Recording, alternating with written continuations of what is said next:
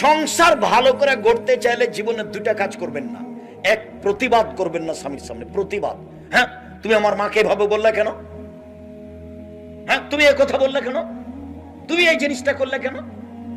এই কথা যদি বলেন তো শয়তান খালি বলিয়ে নিবে, বল না বল না, ওই যে তোর কথা মানেনি, ওই যে তোর মাকে গালি দিল, ওই যে তোর বাপের বাড়ি থেকে এসে এই জিনিস করলো, এই করলো, খালি দিন রাত বলিয়ে নিবে।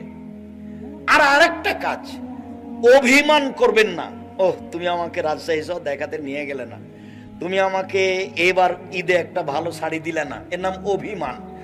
তো যদি করে থাকেন অভিমান, আর যদি আপনার স্বামী পূর্ণ করতে না পারে, তাহলে শয়তান সবসময় বলাবে, বল না, তোকে কিছুই দেয় না, বল না, তোর কোনো কথাই শোনে না।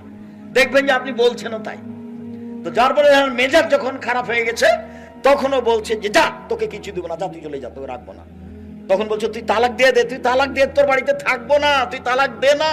তখনও বলছে যা, তোকে 1 তালাক 2 তালাক 100 তালাক দিলাম, যা। এবার শেষ, পাতা ছিঁড়ে গেছে।